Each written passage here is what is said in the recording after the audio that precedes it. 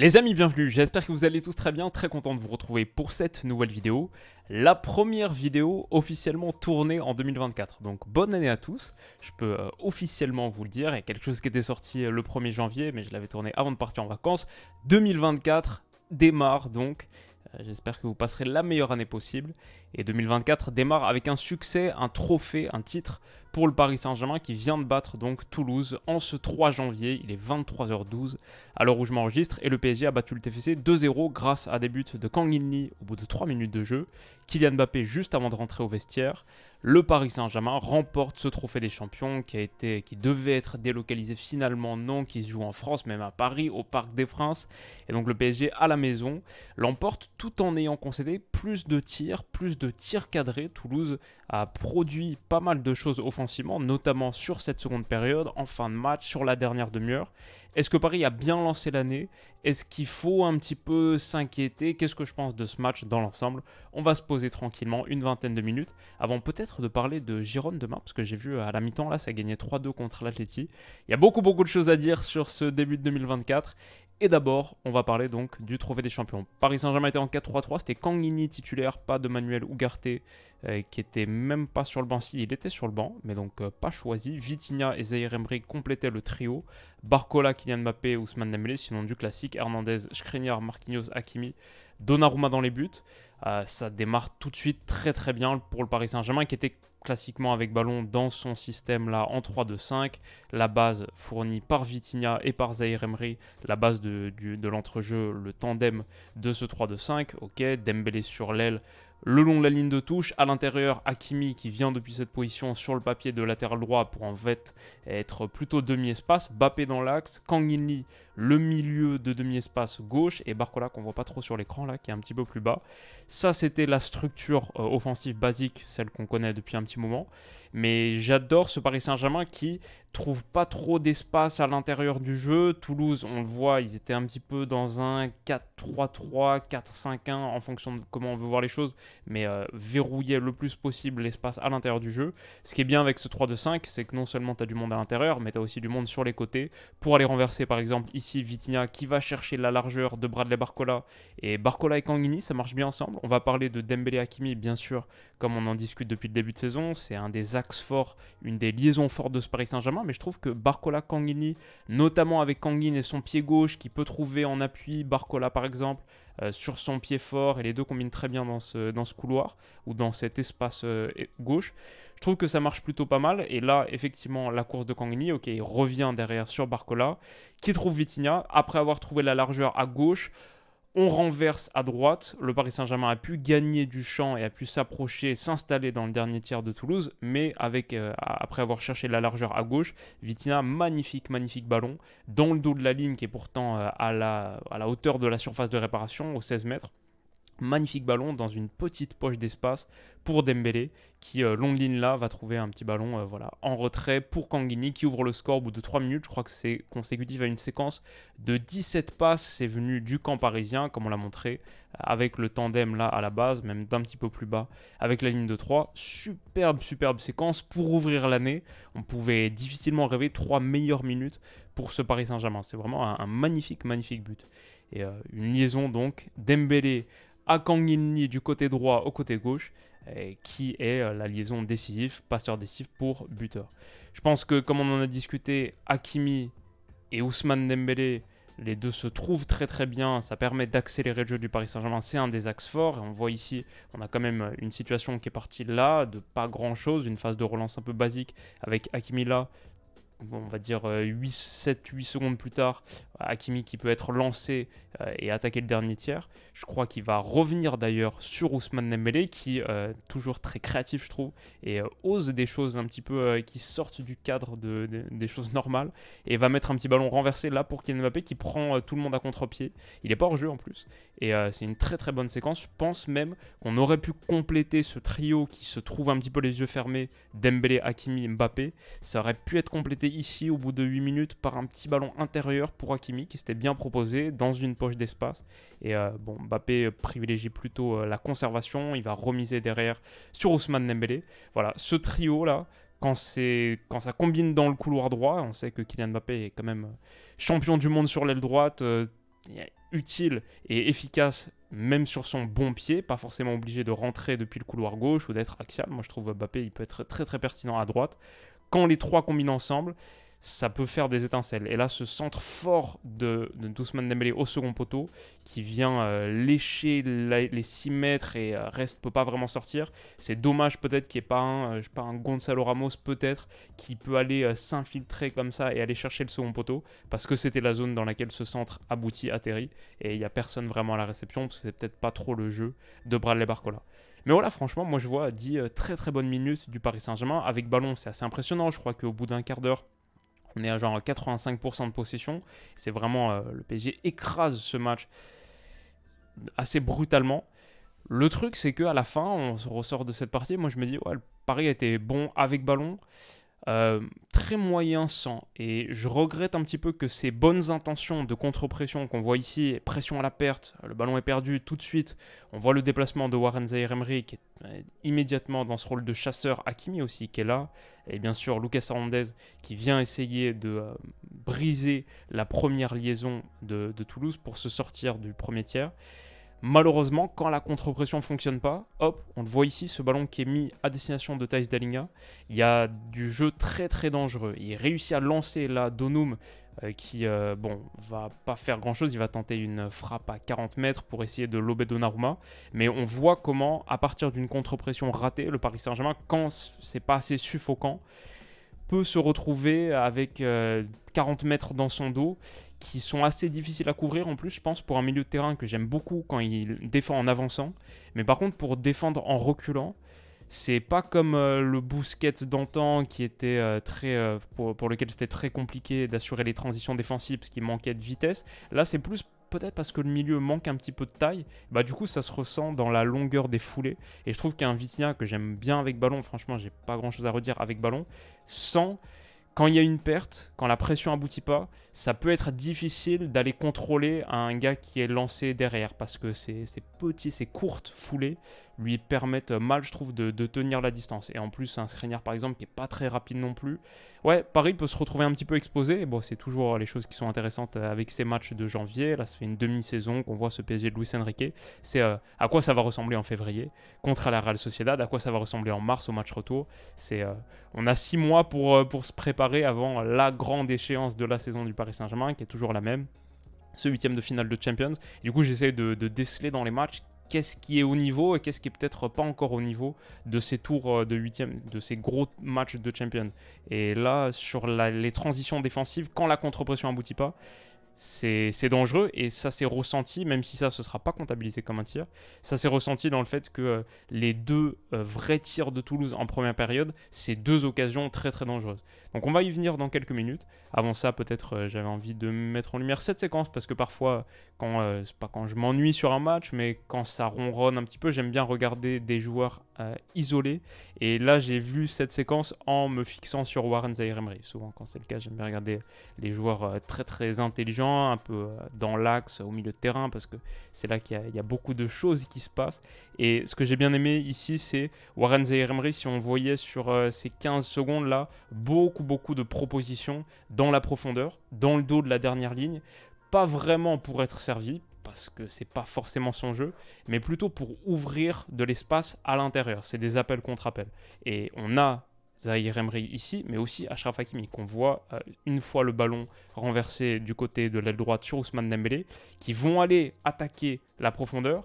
Les deux font des contre-appels et ça a ouvert un petit peu d'espace à l'intérieur de ce quatuor toulousain. Ici maintenant, il y a une possibilité pour Ousmane Dembélé de trouver du jeu progressif parce qu'il y a eu à la base, non, à la base il n'y a rien, à la base il n'y a pas vraiment de ligne de passe. Mais une fois que tu as écrasé un petit peu cette ligne de Toulouse et poussé le défenseur à revenir, à être un petit peu plus bas pour contrôler la course dans la profondeur, il y a un espace qui s'ouvre. Dembélé va donner un très très bon ballon pour Achraf Hakimi qui s'appuie sur Zaïre Emery.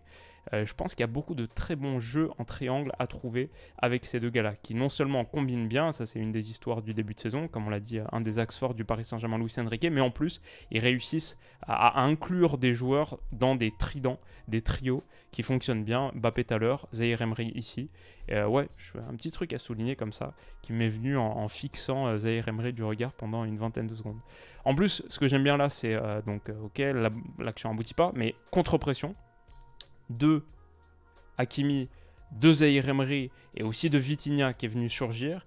Et ça donne un ballon gagné. Là, quand la contre-pression fonctionne, parce que derrière, il n'y a plus de solution pour Toulouse et ça revient sur Skriniar et une nouvelle action peut se mettre en place. Quand la contre-pression fonctionne, ça donne lieu aux larges séquences de domination du Paris Saint-Germain. Dommage peut-être qu'on ne l'a pas assez vu dans ce match et que la contre-pression n'a pas été assez efficace pour se prémunir de grosses occasions dans le dos. Sinon, peut-être un petit truc aussi que j'ai bien apprécié dans ce match côté parisien, c'est Bradley Barcola. Je pense que c'est pas parfait, parfois ça manque un petit peu, il est pas assez tueur je trouve dans la surface, même pas seulement à la finition, mais même dans les dernières passes, peut-être doit saisir un petit peu plus l'importance de ces moments, mais par contre à l'élimination, il fait un paquet de différences. Et en plus, cette action-là, elle m'a plu parce que face au latéral droit, qu'il envoie un petit peu dans le zag, et avec un petit pont quelques minutes plus tard, il me semble, il l'a fait vraiment souffrir. Mais là, sur ce dribble, ça m'a vachement interpellé sur l'action. Et puis au ralenti, on le voit ici.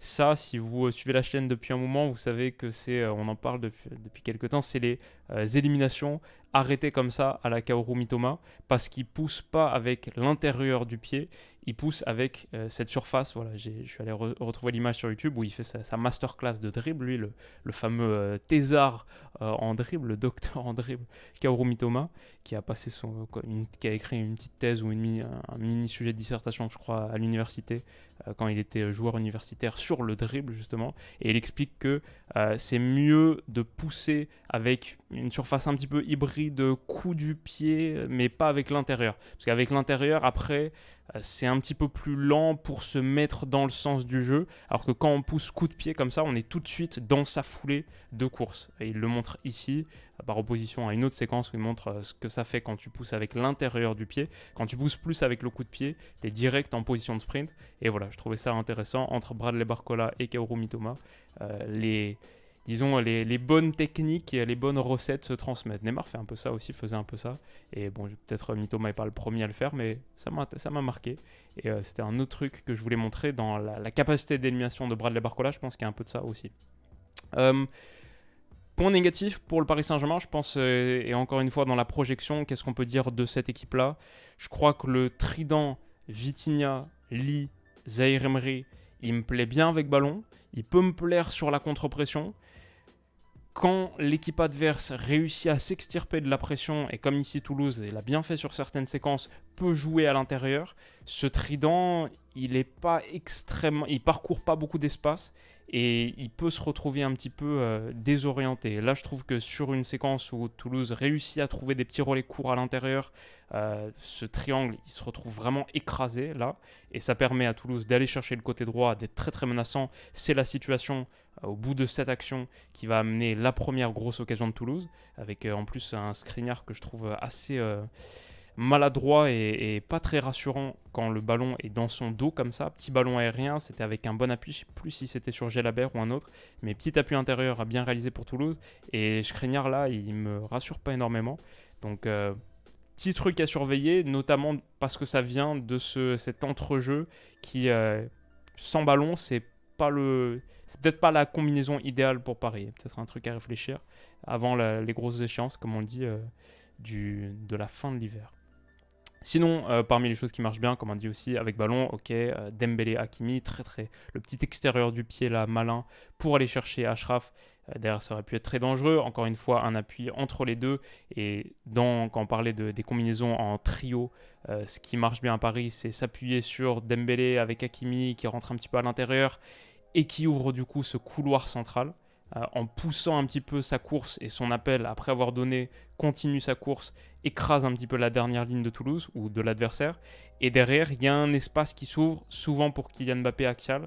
Ça va peut-être faire partie des meilleures opportunités du Kylian Mbappé axial. S'il continue à être le joueur d'axe du Paris Saint-Germain, ce qui n'est pas forcément le truc que je souhaite ou que je préfère.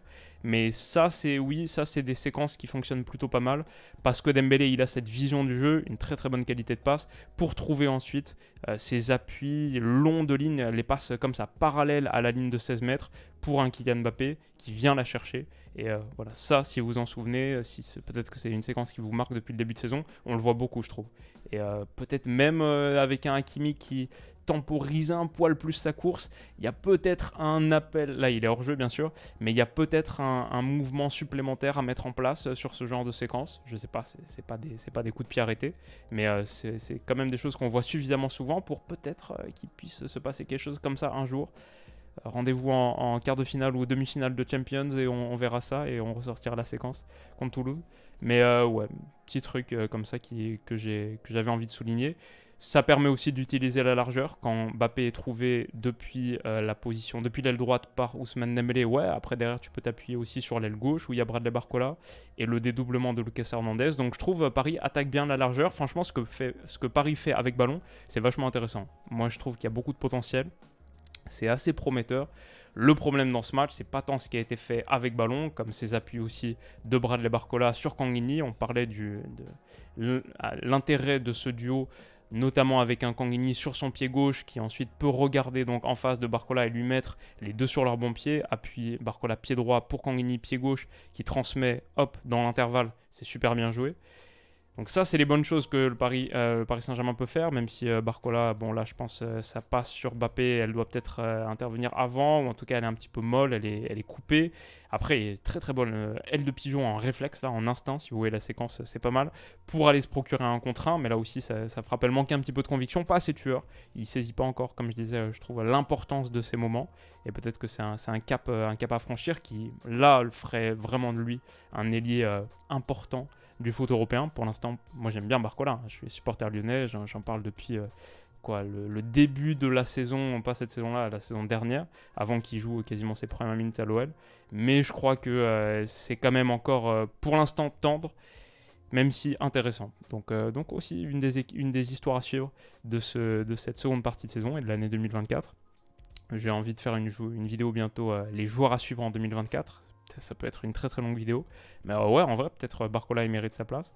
En tout cas, tout ça pour dire, avec ballon, pas mal, mais sans, sur cette perte-là, et derrière, très très dangereux encore, ça va donner lieu à la situation où Dalinga se procure une frappe intérieure de surface et ça touche le poteau. Donnarumma repousse sur le poteau, Donnarumma qui fait un gros match.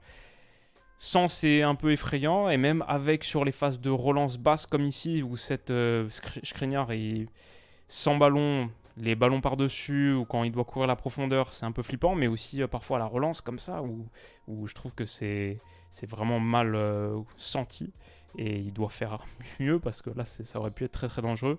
Voilà, il y a ces moments-là où Paris m'inquiète un petit peu, mais après, quand ça réussit à sortir du premier tiers, là avec un excellent appui d'Hakimi sur Vitinha qui transmet pour Dembélé, quand Paris réussit à faire ça, ça marche très très bien aussi. Les petites courses un petit peu plus intérieures d'Ousmane Dembélé pour se mettre sur son pied gauche et ensuite aller trouver en une touche un ballon à l'intérieur du jeu, comme il le fait là, pour Kangin Lee.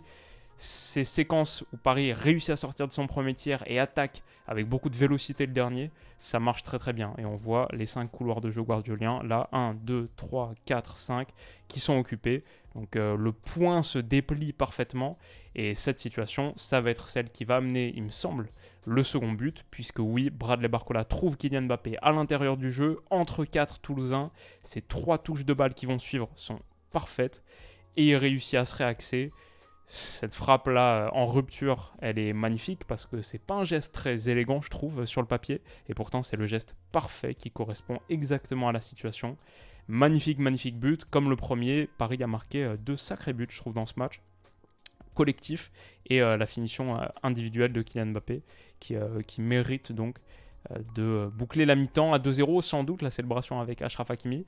Mais voilà, ça c'est 45 bonnes premières minutes du Paris Saint-Germain avec ballon. Sans, on voit quand même quelques petites inquiétudes, quelques petites lacunes, 2 tirs concédés, mais 2 grosses occasions pour Toulouse.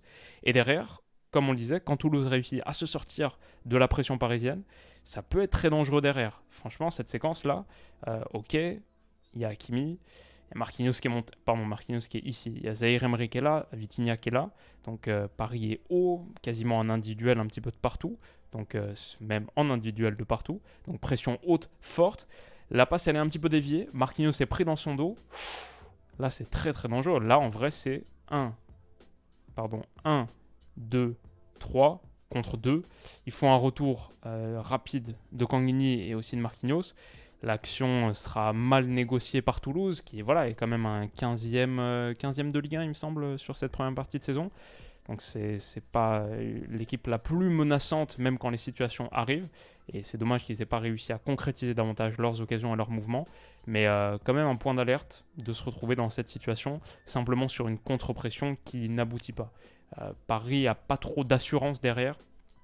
Paris manque de stabilité et de fiabilité derrière quand cette contre-pression est battue. Encore une fois, là, il y a Donnarumma qui repousse dans les pieds et ça passe à rien à côté. C'était un petit peu inquiétant et l'autre mauvaise nouvelle du match, c'est aussi la sortie sur blessure de Skriniar. Alors, il est remplacé par Beraldo et qui va se faire acclamer par le Parc des Princes. Il va y avoir des moments plutôt sympathiques parce que sur chaque touche de balle, il prend une petite ovation pour ses premiers pas. Lui, arrivé il y a quelques jours au mercato hivernal, le central brésilien, je crois, de 20 ans. Et en plus, double intervention, là, ça fait 30 secondes qu'il est sur le terrain quasiment, double intervention réussie, donc ça chauffe encore plus au Parc des Princes. Ça, c'est plutôt cool. Ce qui est plutôt cool aussi, et on n'en a pas trop parlé pour l'instant, c'est que le match de Warren Zaïre-Emery, qui quand même, bon, il a été vital l'autre jour contre Dortmund, et il revient quand même d'un moment où il s'est fait marcher sur la cheville de manière très très forte par Ethan Santos. Franchement, pas d'inquiétude pour lui, je l'ai trouvé encore une fois dans le ton. Ça n'a pas été son meilleur match, mais il y a eu quand même des incursions, des percées comme celle-ci qui montrent à un quart d'heure de la fin qu'il a un très très gros volume physique, qu'il est prêt, je pense. Et pour les grosses échéances. Et aussi Achraf Hakimi, qui, c'est intéressant, c'est pas forcément le match qui les révèle le plus, mais depuis le début de saison, ça montre quand même, on voit quand même à quel point il est un des grands gagnants de la transition du Paris Saint-Germain, de l'ère Galtier plus Messi dans sa zone, qui repiquait beaucoup à l'intérieur, qui cherchait beaucoup à jouer à l'intérieur, à aujourd'hui Luis Enrique qui le valorise énormément, qui le positionne haut, et sa relation avec Ousmane Dembélé, franchement, Hakimi, son destin au Paris Saint-Germain a vraiment changé en l'espace de 6 mois, et je l'ai trouvé très très bon, un des meilleurs ce soir, peut-être le meilleur. Là, son appui, Zaïre Emery qui s'appuie sur lui, cette passe-là qu'il trouve en première intention pour Marco Asensio, je l'ai trouvé magnifique. Et vraiment, il a été juste dans quasiment tout ce qu'il a fait. Bon match d'Achraf Hakimi, et peut-être qu'on peut finir là-dessus. Ça finit à 2-0 pour le Paris Saint-Germain. Il y a eu de grosses occasions pour Toulouse à la fin. Ce corner au premier poteau, Donnarumma doit s'imposer. Cette frappe extérieure de surface, pareil, il faut un bel arrêt de Gigio. Ça finit 2-0, mais peut-être pas le match le plus rassurant non plus pour le Paris Saint-Germain. Alors que 2024 démarre avec un titre, il démarre aussi, je pense, avec des points de nuance et pas mal de boulot avant d'être prêt pour la Real Sociedad dans un mois et demi. Voilà ce que je dirais. Il y a d'autres échéances aussi. Il y a dimanche un match contre Revel, club de Régional 1. C'est dimanche à 20h45, les 32e de finale de Coupe de France. Et après, ce sera Lens le dimanche suivant. Pour ce qui peut être un match très sympathique à Bollaert pour nos deux clubs initialement engagés en Champions au début de la saison. Voilà les amis, j'espère que ça vous aura plu. J'espère que ce petit récap débrief, le premier de 2024, officiel en tout cas, vous aura plu. On se retrouve très vite pour la prochaine vidéo. Il y en a beaucoup de prévus parce qu'il y a aussi la Coupe d'Afrique qui démarre bientôt. On a une draft Cannes avec Stan qui arrive dans quelques jours. Donc plein de choses et j'espère que vous serez présents. Merci pour votre soutien, votre force, vos commentaires sur la dernière vidéo m'ont fait grave plaisir. Je vous souhaite de passer une excellente soirée, journée et une bonne année. On se dit à bientôt. Bisous.